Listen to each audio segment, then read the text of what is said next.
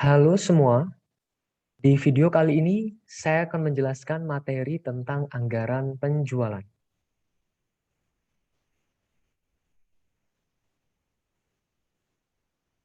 Saya mulai pembahasannya melalui apa itu pengertian dari anggaran penjualan.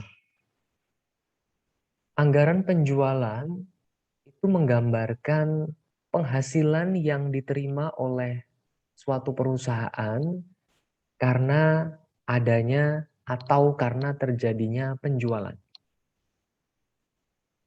Anggaran penjualan ini meliputi tentang anggaran jenis produk yang akan dijual, volume produk yang akan dijual, harga per unit, waktu penjualan, dan daerah penjualan. Anggaran penjualan ini merupakan dasar penyusunan anggaran operasional lainnya. Setelah itu baru disusun anggaran keuangannya. Apa kegunaan anggaran penjualan? Secara umum, anggaran penjualan itu berguna sebagai pedoman kerja, alat pengkoordinasian kerja, dan alat pengawasan kerja.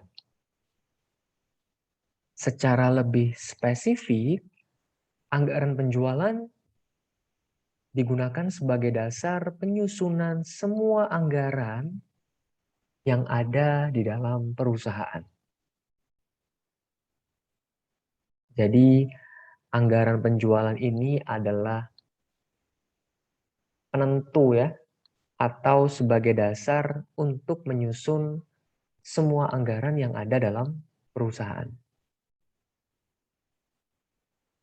Kemudian, apa pertimbangan di dalam menetapkan target penjualan? Yang pertama harus mempertimbangkan faktor-faktor sebagai berikut. Luas pasar ya, baik secara lokal atau regional atau nasional. Keadaan pesaing, apakah monopoli, bebas, dan lain-lain. Kemudian perlu dipertimbangkan juga peluang pasar, keadaan konsumen, ya, apakah konsumen akhir atau di industri, lalu kemampuan finansial perusahaan, dan keadaan personalia ya, baik secara kuantitas ataupun kualitasnya. Yang kedua,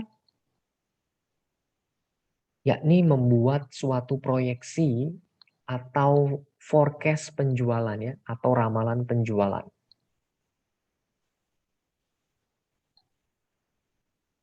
Faktor-faktor apa yang dapat mempengaruhi anggaran penjualan? Yang pertama bisa kita lihat atau kita tinjau dari faktor internal, ya, faktor yang berada di dalam perusahaan, misalnya penjualan tahun-tahun sebelumnya itu akan menentukan atau mempengaruhi anggaran penjualan yang dibuat. Lalu kebijakan perusahaan yang berhubungan dengan masalah penjualan,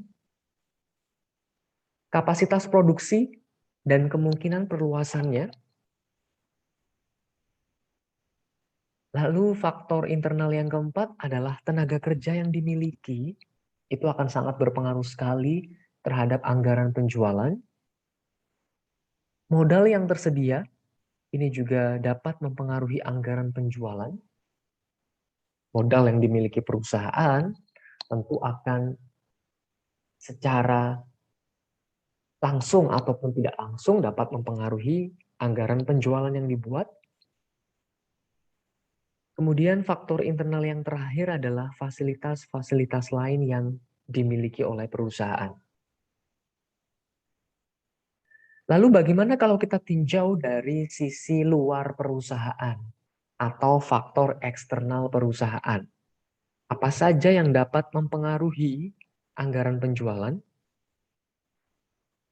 Misalnya keadaan persaingan di pasar, lalu posisi perusahaan dalam persaingan. Apakah posisi perusahaan itu kuat atau lemah di dalam persaingan pasar? Kemudian tingkat pertumbuhan penduduk, tingkat penghasilan masyarakat, elastisitas permintaan terhadap barang yang dihasilkan perusahaan, itu tentu akan mempengaruhi anggaran penjualan. Selain itu, faktor agama, adat istiadat, dan kebiasaan masyarakat juga bisa berpengaruh terhadap anggaran penjualan. Kebijakan pemerintah,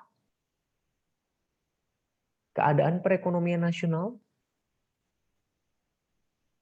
dan juga kemajuan teknologi, barang-barang substitusi ya, barang-barang pengganti, maupun selera konsumen. Itu juga dapat mempengaruhi anggaran penjualan yang akan dibuat oleh suatu perusahaan.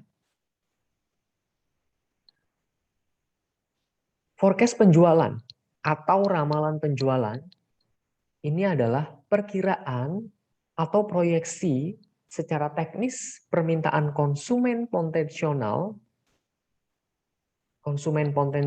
pada waktu tertentu dengan berbagai asumsi ya. Jadi di dalam melakukan forecast penjualan itu kita perlu memperkirakan, kita perlu memproyeksikan ya, bagaimanakah kondisi permintaan konsumen potensial pada waktu tertentu ya terhadap barang yang akan kita jual. Forecast itu lebih merupakan pernyataan atau penilaian yang dikuantifisir ya terhadap kondisi masa depan terkait penjualan sebagai proyeksi teknis dari permintaan konsumen potensial dalam jangka waktu Hasil forecast penjualan yang diperoleh mungkin saja tidak sama dengan rencana. Ada beberapa faktor yang mempengaruhi, misalnya yang pertama, forecast lebih merupakan pernyataan atau penilaian yang dikuantifisir terhadap kondisi masa depan mengenai subjek tertentu ya, misalnya penjualan. Lalu yang kedua, forecast penjualan merupakan proyeksi teknis dari permintaan konsumen potensial pada jangka waktu tertentu dengan asumsi-asumsi yang mendasarinya.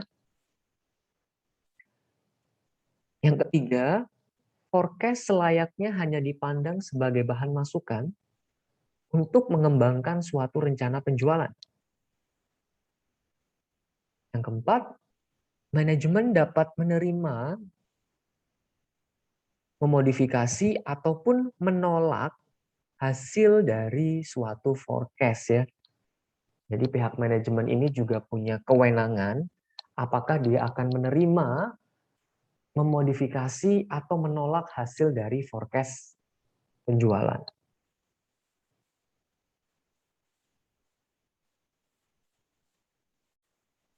Pada umumnya, hasil dari suatu forecast penjualan akan dikonversikan menjadi rencana penjualan ya, dengan mempertimbangkan beberapa hal berikut, yakni pendapat manajemen. Ya, pendapat manajemen itu juga perlu dipertimbangkan pada saat kita akan melakukan konversi dari forecast penjualan ke rencana penjualan. Lalu yang kedua, strategi-strategi yang direncanakan itu perlu dipertimbangkan. Lalu keterikatan atau komitmen dengan sumber daya. Kemudian yang terakhir adalah ketetapan manajemen dalam usaha mencapai sasaran penjualan. Setidaknya ini 4 hal yang perlu dipertimbangkan pada saat kita akan mengkonversi forecast penjualan menjadi rencana penjualan. Pengelompokan forecast penjualan bisa dilakukan dengan 3 hal ya. Yang pertama, forecast berdasarkan judgment. Yang kedua, forecast berdasarkan analisis statistika. Yang ketiga, forecast berdasarkan metode khusus. Saya akan menjelaskan satu persatu. terkait pengelompokan forecast penjualan ini. Yang pertama adalah forecast berdasarkan judgment. Forecast dengan tipe ini bisa dilakukan melalui pendapat pimpinan ya di bagian marketing atau pemasaran, pendapat para petugas penjualan, pendapat para penyalur ya atau distributor, maupun pendapat konsumen serta pendapat para ahli. Ya, jadi dalam melakukan forecast penjualan bisa juga kita melalui judgment ya. Bisa melalui mendengarkan atau menyimpulkan pendapat dari beberapa pihak yang punya sumber ya, yang punya pendapat yang bisa diasumsikan bahwa pendapat mereka itu benar ya. Pada saat nanti kita akan membuat forecast penjualan. Yang kedua, forecast berdasarkan analisis statistika. Ya, yang pertama apabila perhitungan berdasarkan data historis dari satu variabel saja, maka dapat digunakan beberapa cara, misalnya metode tren bebas, kemudian metode tren semi-average, metode tren moment, dan metode tren least square. Ya, ini beberapa metode ini bisa kita lakukan kalau kita punya data historis dari satu variabel saja. Lalu yang kedua, apabila perhitungan berdasarkan data historis dari satu variabel yang akan ditaksir hubungannya dengan data historis yang lain, yang punya hubungan kuat terhadap perkembangan variabel yang akan ditaksir, maka kita bisa menggunakan dua metode ya. Apakah metode korelasi yang dapat digunakan untuk mengukur hubungan antara satu variabel dengan variabel yang lain, ataupun kita juga bisa melakukan dengan menggunakan metode regresi ya, yang digunakan untuk menguji pengaruh satu variabel terhadap variabel yang lain ya, atau pengaruh beberapa variabel terhadap variabel yang lain. Yang ketiga, forecast berdasarkan metode khusus ya. Yang pertama, analisis industri. Ini lebih ditekankan kepada market share ya, atau pangsa pasar yang dimiliki oleh perusahaan. Di mana market share itu dapat dihitung dengan cara permintaan perusahaan ya, dibagi permintaan industri dikali dengan 100% ya. Jadi market share itu melambangkan seberapa besar porsi pasar yang bisa dimiliki oleh perusahaan. Yang kedua adalah analisis product line. Nah, ini biasanya digunakan pada perusahaan yang menghasilkan beberapa macam produk dan tidak mempunyai kesamaan ya. Sehingga dalam membuat forecast-nya itu perlu dipisah. Yang ketiga adalah analisis penggunaan akhir, di mana pembuatan forecast-nya ditentukan oleh penggunaan akhir yang ada kaitannya dengan produk yang dihasilkan. Ini 3 cara yang bisa dilakukan kalau kita akan melakukan forecast penjualan berdasarkan metode khusus.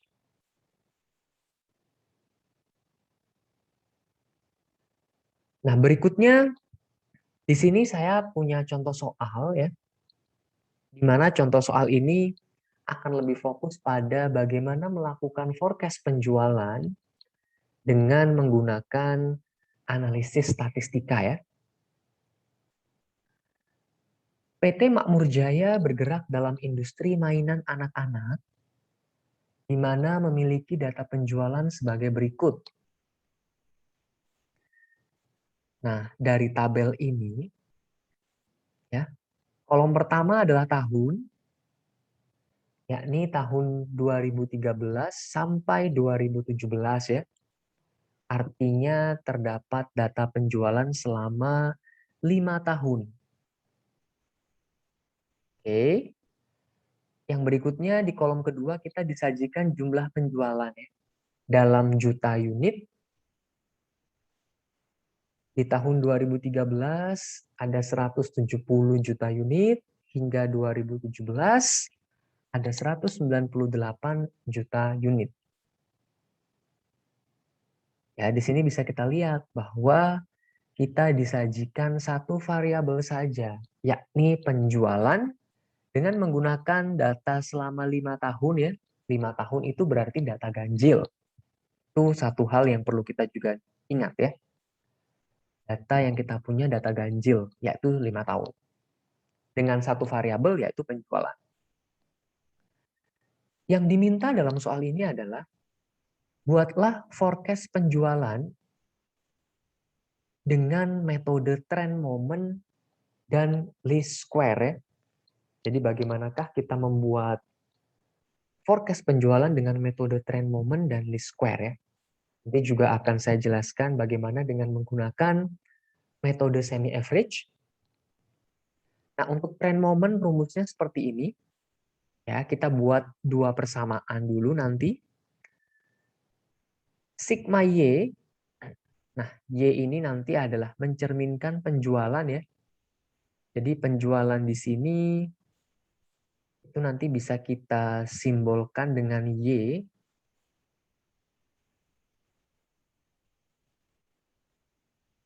Ya, jadi penjualan bisa kita simbolkan dengan Y di sini.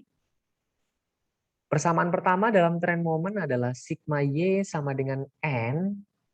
N ini adalah jumlah data ya. Jadi kalau di sini ada 5 tahun, maka nanti N-nya 6. Sorry, 5. Ya. Karena 5 tahun, maka N-nya 5. Kemudian dikali A, ditambah B, kali sigma X ya. Kemudian sigma XY, ini persamaan yang kedua ya, sama dengan A dikali sigma X ditambah B kali sigma X kuadrat. Nah, nanti akan saya contohkan ya di Excel bagaimanakah membuat dua persamaan ini. Sehingga kita bisa tahu bagaimana forecast penjualannya. Lalu kalau dengan metode least square, ya kita harus mencari nilai A dan B. Di mana nilai A bisa dicari dengan cara sigma Y dibagi N, sedangkan nilai B bisa kita cari dengan cara sigma XY dibagi sigma X kuadrat. Ya. Untuk detail perhitungan metode trend moment atau least square akan saya jelaskan di Excel berikut ini.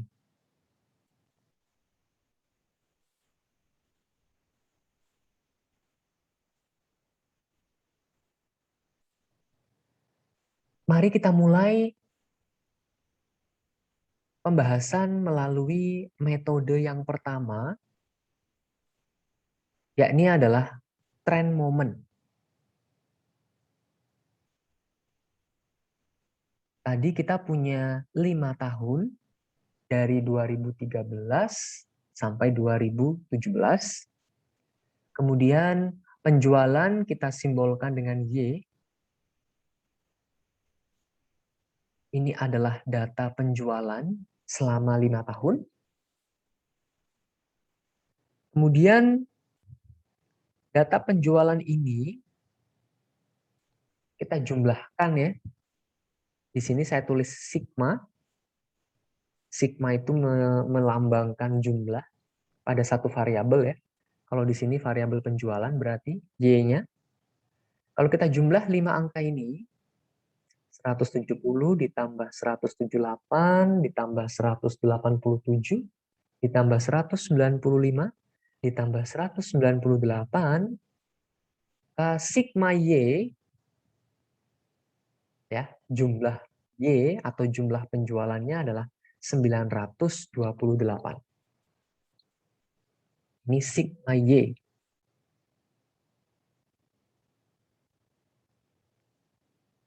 Kemudian kita membuat kolom tambahan ya, setidaknya 3 kolom tambahan di dalam melakukan forecast penjualan dengan melakukan metode trend moment ya. X di sini, di dalam metode trend moment, tahun yang paling awal ya, jadi misalkan tahun 2013, karena dia tahun yang paling awal, maka kita nilai 0. Tahun-tahun berikutnya, kita tulis 1, 2, 3, 4, dan seterusnya ya. Jadi, kita berikan nilai 0 pada tahun yang paling awal, kemudian yang berikutnya tambahkan 1 terus ya. Ini nilai X dari masing-masing tahun. Lalu kemudian kita jumlahkan ya, kelima angka ini. 0 tambah 1 tambah 2 tambah 3 tambah 4. Maka sigma X itu adalah 10.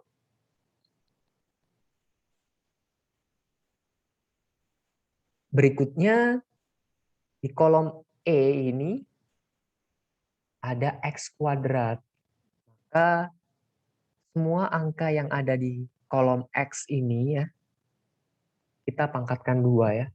0 kuadrat 0, 1 kuadrat 1, 2 kuadrat 4, 3 kuadrat 9, 4 kuadrat 16. Ini adalah nilai X kuadratnya.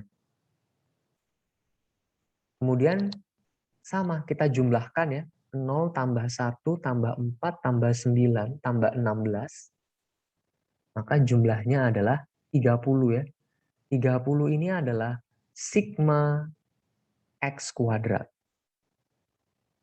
Kolom yang terakhir adalah XY. Berarti ini adalah hasil perkalian dari kolom X dikalikan kolom Y. Atau boleh kita balik ya. Y dikali X ya. Sama saja kan kalau dalam perkalian ya. X kali Y itu sama dengan Y kali X. Kita kalikan 170 dikali 0, 0. 178 dikali 1, 178. 187 dikali 2, hasilnya 374. 195 dikali 3, hasilnya 585. 198 dikali 4, hasilnya adalah 792. Kemudian kita jumlahkan kelima angka ini. 0 ditambah 178, tambah 374, tambah 585, ditambah 792, maka sigma dari XY itu adalah 1929.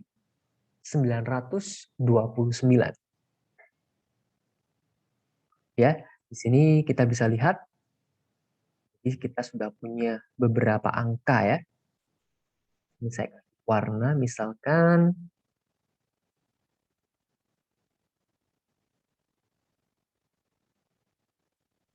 di sini kita punya angka sigma Y 928, sigma X 10, sigma X kuadrat 30, sigma XY 1929. Nah, dalam metode trend moment itu bisa kita lakukan dengan cara membuat dua persamaan dulu. Oke, dari dua persamaan ini kita masukkan dulu ya angka-angkanya. Misal persamaan pertama ini sigma Y berapa angkanya? 928. Ini ya persamaan pertama ya. Maka sigma Y-nya 928. Kemudian sama dengan N ya, N-nya 5 karena datanya 5 tahun kali A-nya tetap ditambah B kali sigma X ya. Sigma X-nya berapa? Sigma X-nya 10. Maka ditambah 10B. Itu untuk persamaan pertama. Persamaan yang kedua, sigma XY. Sigma XY tadi adalah 1929 ya. Sama dengan A dikali sigma X. Sigma X-nya adalah 10. Maka kalau A dikali sigma X, maka 10A ditambah B kali sigma X kuadrat. Nah, sigma X kuadratnya berapa? 30. Maka ditambah 30B. Ini dua persamaan yang sudah kita buat ya. Untuk mencari nanti berapa forecast penjualannya ya. Kita harus cari dulu nanti persamaan penjualannya. Nah, pada saat kita telah menentukan ini ya, persamaan 928 sama dengan 5A ditambah 10B. Lalu kemudian persamaan kedua 1929 sama dengan 10A ditambah 30B. Nah, maka kita perlu mencari berapa nilai A dan B-nya dari dua persamaan ini. Kita perlu menggunakan metode eliminasi dan substitusi. Perhatikan di sini. Ini ya, kita punya dua persamaan. Ini persamaan pertama, kemudian ini persamaan yang kedua. Kita gunakan metode eliminasi dulu ya. Misalkan di sini saya contohkan saya akan mengeliminasi B. Ya, saya akan mengeliminasi B-nya dulu. Supaya B-nya itu hilang ya. Maka persamaan 1 saya kalikan 3. Ya. Karena nanti kan 10B kali 3 kan 30B ya. 30B dikurangi 30B kan akan 0. Jadi tujuan saya di sini menghilangkan B-nya dulu. Lalu persamaan 2 saya kalikan 1 saja. Oke, mari kita lihat. Persamaan 1 akan berubah ya, karena dikali 3 menjadi 2784 sama dengan 15A ditambah 30B ya. Ini adalah persamaan pertama yang sudah dikalikan 3 ya. Lalu kemudian karena persamaan 2 itu dikalikan 1, maka persamaannya tetap ya. Kemudian kita hitung. Kita kurangi ya antara persamaan 1 dengan persamaan 2. 2784 dikurangi 1929 hasilnya 855. Kemudian sama dengan 15A dikurangi 10A hasilnya 5A. Berapakah nilai A? Nilai A bisa kita hitung dengan cara 855 kita bagi 5 ya. Maka nilai A adalah 171. Nah, nilai A 171 ini bisa Anda substitusi baik ke persamaan 1 atau persamaan 2. Nah, di sini nilai A yang sama dengan 171 itu saya substitusi ke persamaan 1 ya. Jadi 928 sama dengan 5A ditambah 10B. A-nya saya ganti dengan 171 ya. Supaya saya bisa tahu nilai B-nya berapa. Maka 928 tetap, A-nya saya ganti ya, 171 tambah 10B.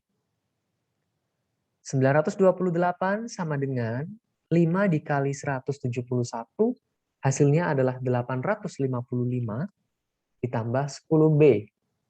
Oke, saya pindahkan angka 855 ini ke ruas kiri ya, maka akan menjadi negatif ya, karena pindah ruas. 928 dikurangi 855 sama dengan 10B ya. B tetap di ruas kanan ya, sehingga tidak ada perubahan tanda, tetap positif. Oke, 928 dikurangi 855 hasilnya adalah 73. sama dengan 10B. Berapakah nilai B? B adalah 73 dibagi 10 ya. Maka nilai B adalah 7,3. Nah, persamaan Y aksen ini melambangkan persamaan ramalan penjualannya ya. Jadi Y aksen ini melambangkan persamaan ramalan penjualannya. Y aksen sama dengan A ditambah BX ya. Nilai A tadi adalah 171, maka Y aksen sama dengan 171 ditambah B. B-nya adalah 7,3X. Nah, inilah persamaan ramalan penjualannya ya, atau persamaan forecast penjualannya.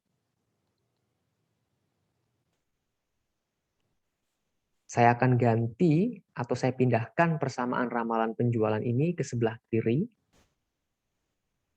Di sini ya, kita sudah punya persamaan Y aksen, yakni 171 ditambah 7,3X.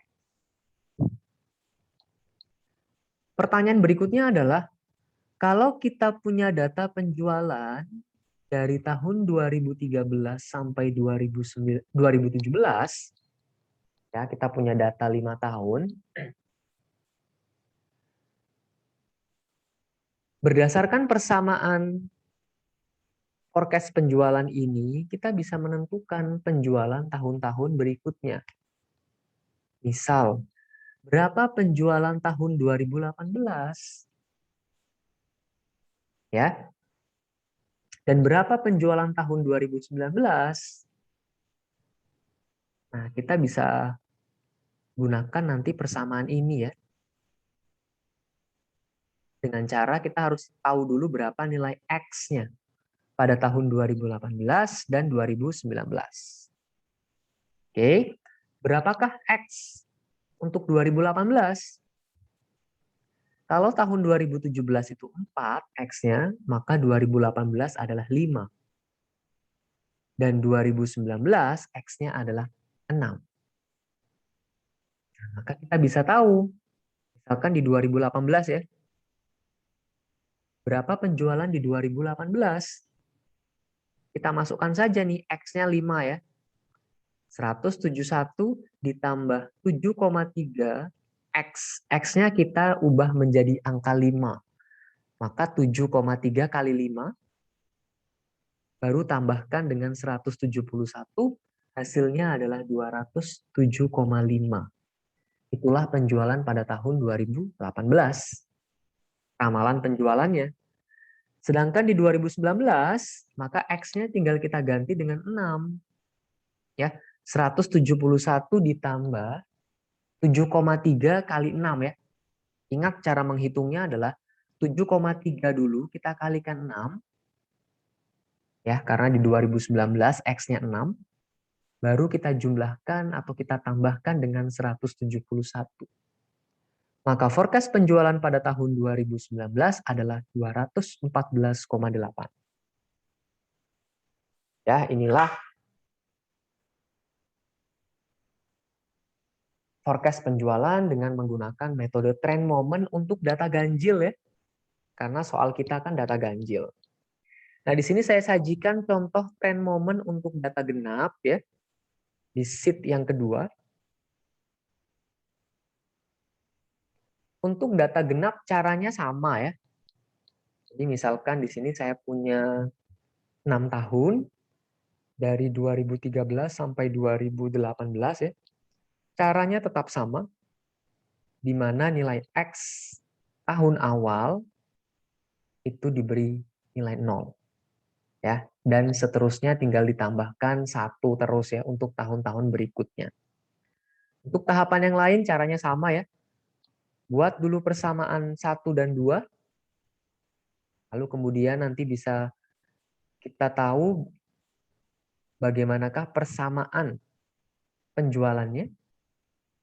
Di sini Y aksen sama dengan 172,6 ditambah 5,5X. Ini adalah ramalan penjualannya, persamaan ramalan penjualan. Setelah itu, dengan cara yang sama kita juga bisa menentukan berapa penjualan di tahun 2019 ya, dan di tahun 2020. Jadi untuk data genap pun cara perhitungannya sama dengan tren momen pada data ganjil. Yang berikutnya mari kita pindah ke metode least square ya. Saya mulai dulu dengan metode least square data ganjil. Karena contoh soal kita tadi data ganjil ya. Kembali saya ulangi, kita punya data 5 tahun. 5 itu kan data ganjil ya. Lalu kemudian ini adalah data penjualannya. Nah, tahun yang paling tengah, ya, tahun yang berada di tengah, yakni tahun 2015, itu nilai X-nya adalah 0. Ya, ini untuk data ganjil ya. Tahun yang berada di tengah, nilai X-nya adalah 0. Ke atas itu tambahkan minus 1 ya. Jadi ke atas berarti minus 1 terus ya, tambah minus 1. Jadi untuk tahun 2014 X-nya minus 1. Tahun 2013 X-nya minus 2. Sedangkan tahun 2016 ya, X-nya adalah 1 ya, positif 1. Tahun 2017 X-nya 2. Lalu kita jumlahkan di sini. Kelima angka ini kita jumlahkan, maka sigma X, ya, penjumlahan sigma X adalah 0. Kemudian kolom berikutnya kita membuat X kuadrat ya. Maka semua angka yang ada di kolom X ini kita pangkatkan 2. Minus 2 kuadrat 4, minus 1 kuadrat itu 1, 0 kuadrat itu 0, 1 kuadrat itu 1, 2 kuadrat itu 4. Kemudian kelima angka ini kita jumlahkan, maka sigma X kuadratnya adalah 10. Oke, berikutnya XY, maka kita kalikan angka pada kolom X dan Y ya.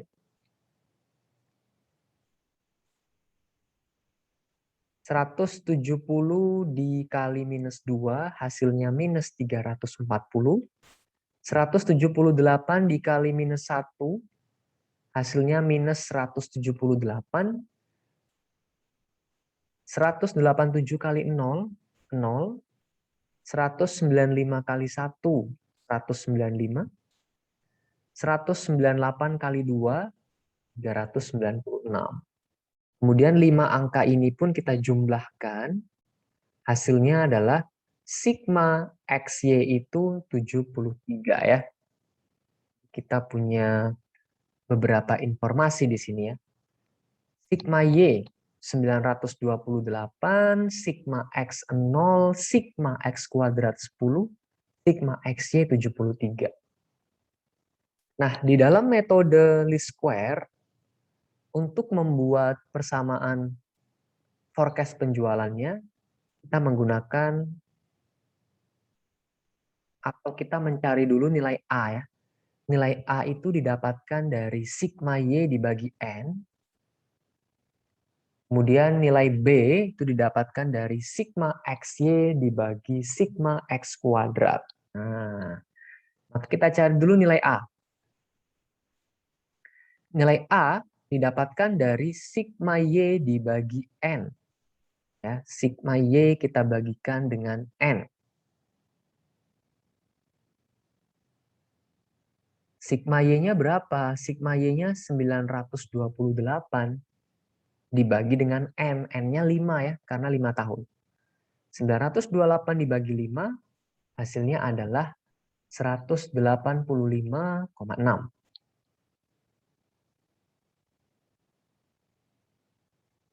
Yang berikutnya adalah B.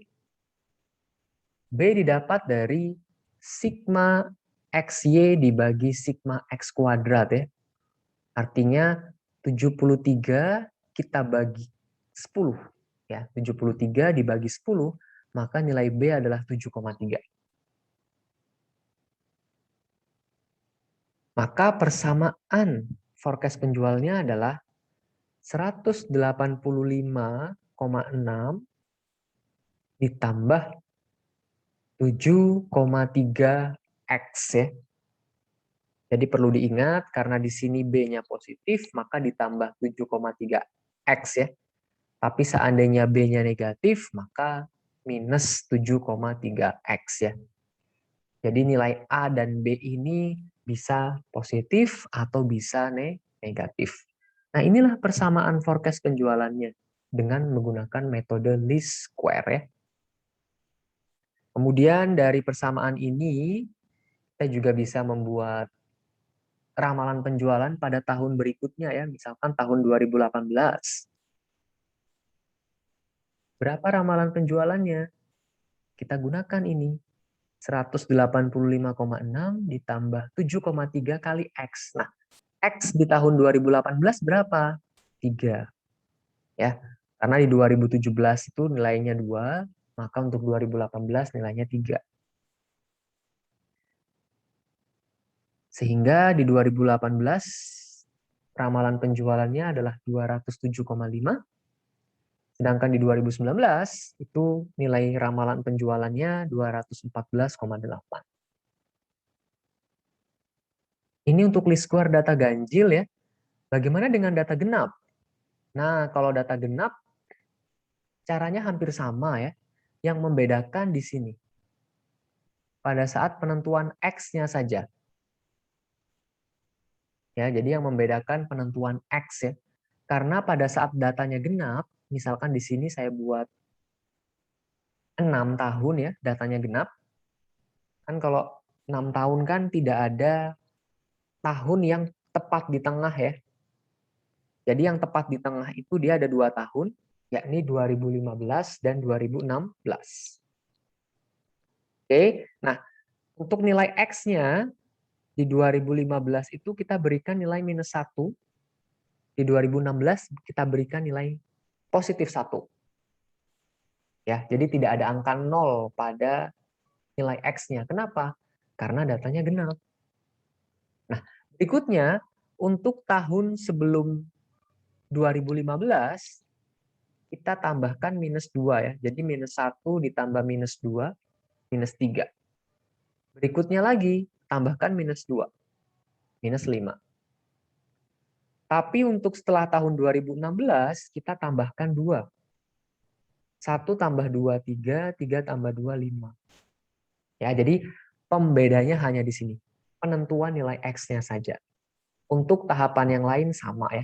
Kita tentukan dulu nilai A dan B-nya, baru kita bisa membuat persamaan ramalan penjualan, kemudian kita bisa membuat berapa forecast penjualan pada tahun-tahun berikutnya. Ini metode least square. Ya. Yang terakhir adalah metode semi average ya. Saya mulai dari data ganjil ya, sesuai di soal. Nah, semi average ya.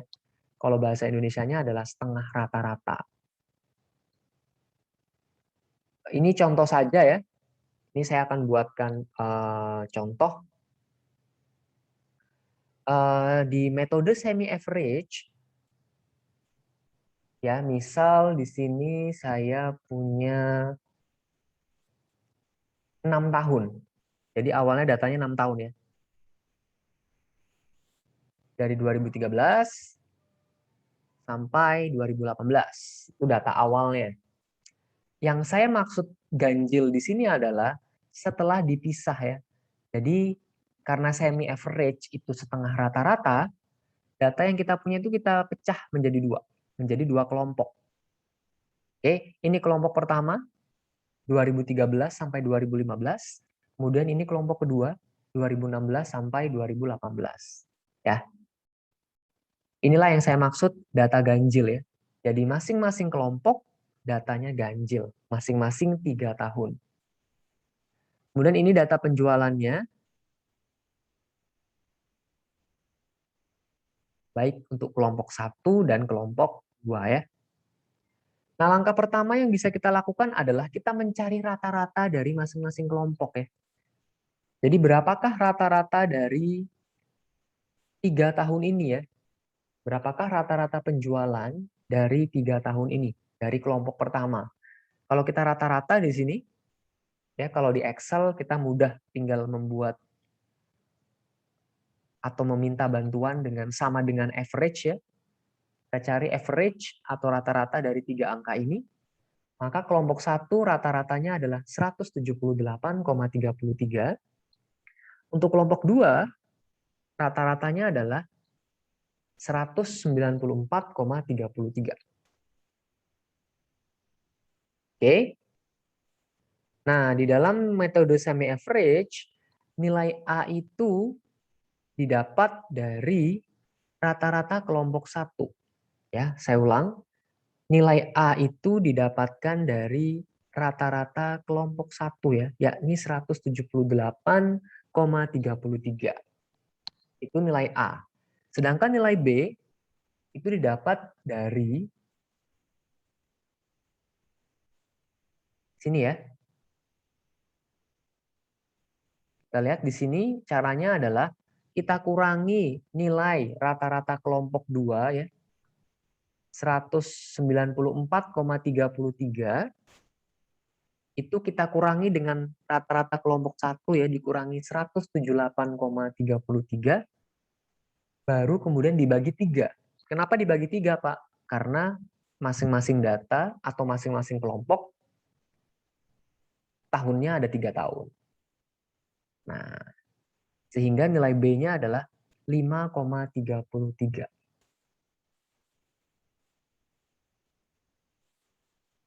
Maka persamaan forecast penjualannya adalah Y aksen sama dengan 178,33 ditambah ya.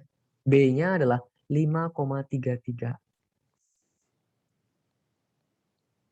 Ini adalah persamaan forecast penjualannya. Pertanyaan berikutnya adalah, kalau kita punya data 6 tahun ini, lalu berdasarkan persamaan forecast penjualan yang kita buat, kita juga bisa menghitung atau menentukan persamaan, bukan persamaan ya, tapi menghitung penjualan pada 2019 dan 2020. Bagaimana caranya? Dengan cara yang sama. Kita cari dulu nilai X-nya. Nah, untuk nilai X pada data ganjil ini perlu diperhatikan. Ya. Untuk penentuan nilai X-nya, itu kita mulai dari kelompok yang pertama ya. Sini. Karena data kita ganjil ya, 3 tahun di masing-masing kelompok ya. Yang kita fokuskan di kelompok 1, nilai nolnya itu diberikan kepada tahun yang paling tengah ya. Berarti tahun 2014. Ke atas -1 ya, ditambahkan -1 terus, ke bawah tambah 1 ya. Jadi 2015 X-nya 1, 2016 X-nya 2, dan seterusnya. Kalau 2018 itu X-nya 4, maka 2019 ya, misalkan kita hitung 2019 X-nya 5. 2020 X-nya 6. Berapa penjualan 2019 dan 2020? Kita tinggal masukkan saja nilai X-nya 5 dan 6 ini ke persamaan ini. Misal, 2019.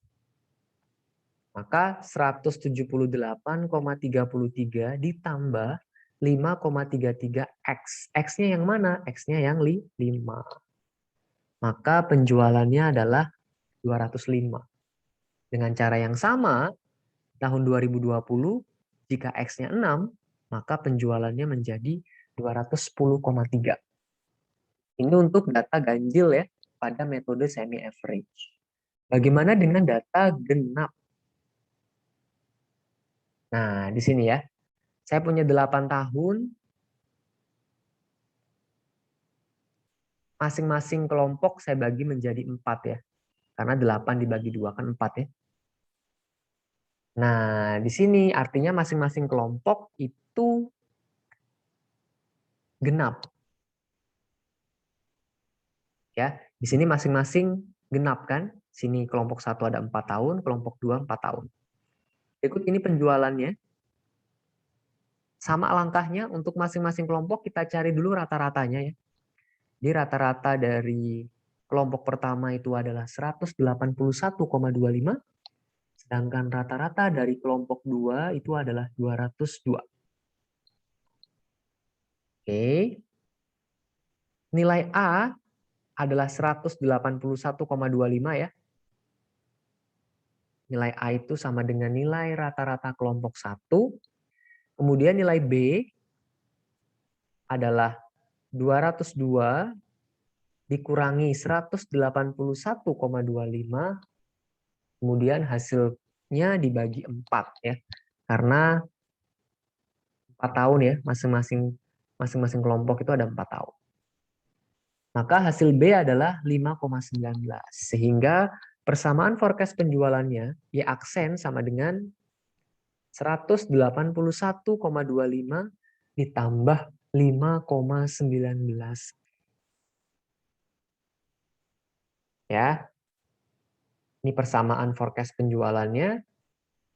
Kemudian bagaimana kalau kita disuruh menentukan berapa penjualan 2021 atau berapa penjualan 2022? Kita tinggal mencari atau menentukan X-nya berapa. Ya, penentuan nilai X kalau datanya genap itu berbeda dengan data yang ganjil tadi ya. Jadi kalau datanya itu genap, nah akan kelompok pertama ya. Jadi karena pada metode semi average itu dasarnya adalah pada kelompok yang pertama, maka di sini nilai X-nya tidak ada angka 0 ya. Tapi yang di tengah itu adalah tahun 2014 dan 2015 ya. Dari 4 kelompok ini ya, dari 4 tahun. Saya 4 tahun ini. Tahun yang paling tengah itu adalah 2014 dan 2015. Maka 2014 kita nilai minus 1, tahun 2015 kita nilainya plus 1. Ya, ke atas tambahkan minus 2, jadi 2013 itu nilainya minus 3 ya. Tambahkan minus 2. Ke bawah setelah tahun 2015 tambahkan 2. 1 tambah 2, 3. Lalu 2017 tambah 2, 5. Tambah 2, 7. Tambah 2, 9. Tambah 2, 11. Untuk 2021 misalkan kita akan menghitung penjualan tahun 2021. Tambahkan 2, 11 tambah 2, 13. Di 2022, X-nya 15. Nah, pada saat kita akan menentukan berapa penjualan 2021, kita tinggal masukkan saja nilai X-nya, 13 ini ya, ke persamaan ini. Begitu pula dengan penjualan 2022, X-nya kita masukkan 15. Ya. Hasilnya untuk 2021 penjualannya adalah 248,69. Di tahun 2022 penjualannya adalah 259,06. Ya, di sini kita bisa terlihat jelas ya. Kalau koefisien B-nya positif ya, maka tahun-tahun berikutnya itu penjualannya akan meningkat. Anda lihat saja ini misalkan di sini ya. Dari 2013 sampai 2022 itu penjualannya selalu meningkat.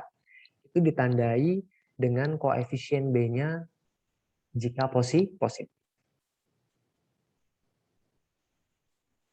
Demikian materi yang dapat saya sampaikan ya terkait anggaran penjualan.